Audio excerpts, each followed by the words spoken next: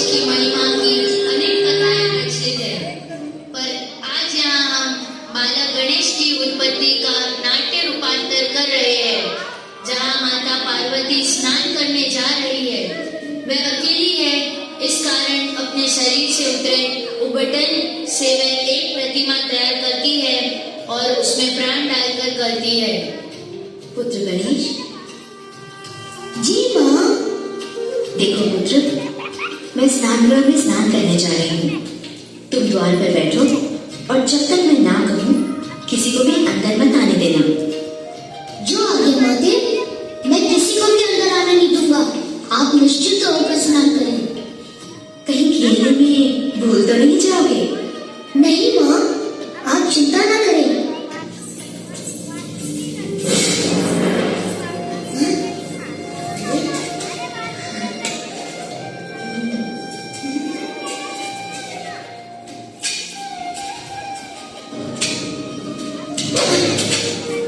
क्षमा करें प्रभु, आप अंदर नहीं जा सकते। नन्हे बालक, तुम कौन हो और मेरा रास्ता क्यों रोक रहे हो? मैं गौरीपुत्र गणेश हूँ और माता के आदेश का पालन कर रहा हूँ। उनका आदेश है कि जब तक वो आज्ञा ना दे, किसी को भी भीतर आने ना दिया जाए। गौरीपुत्र, तब तो यह आदेश मेरे लिए नहीं है, क्योंकि मैं गौरीपति शिव शंकर हूँ।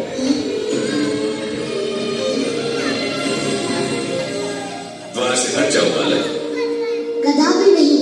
जब तक माँ आज्ञा नहीं देती, मैं किसी को भी भीतर जाने नहीं दूंगा। जिद मत करो नादान बालक, सामने से हट जाओ। ये असंभव है। देखो, तुम मेरे क्रोध को नहीं जानते। रास्ता छोड़ो, वरना परिणाम अच्छा नहीं होगा। अबोध बालक, मेरे प्रभु महादेव से इस प्रकार दुर्व्यवहार न करें, इसके लिए तुम्हें क्षमा नहीं किया जाएगा। प्रभु के समक्ष से परे हटो। क्यों महादेव के क्रोध के भागी बनना चाहते हो? परिणाम चाहे जो भी हो, सूर्य पश्चिम से निकल सकता है, चंद्रमा अपना मार्ग बदल सकता है, पर मैं अपने धर्म के मार्ग से नहीं बच सकता। मूर्ख बालक,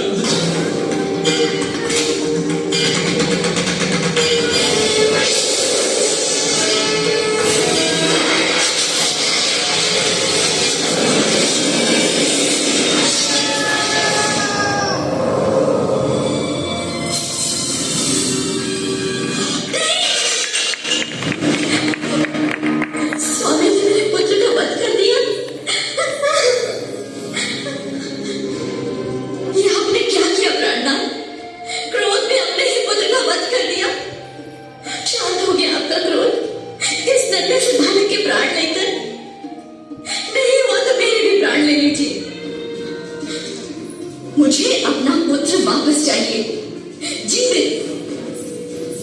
महादेवी पार्वती का क्रोध शांत करें महादेव, अन्यथा समय प्रलय हो जाएगा।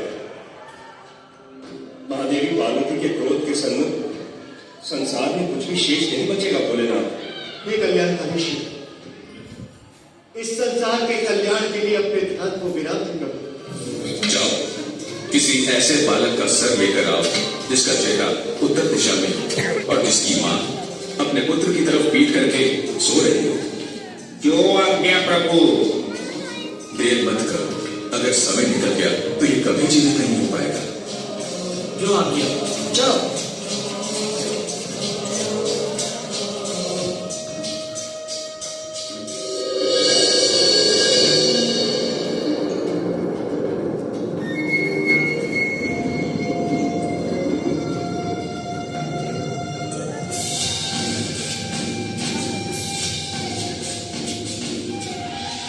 अरे मूर्खों, ये क्या ले आए?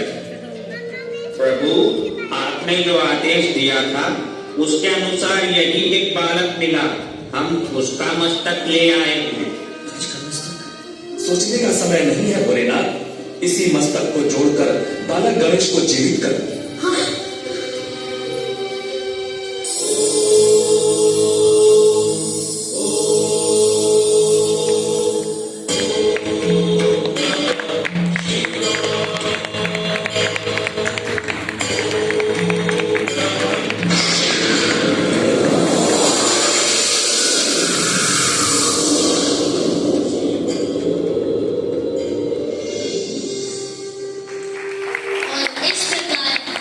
गणेश गज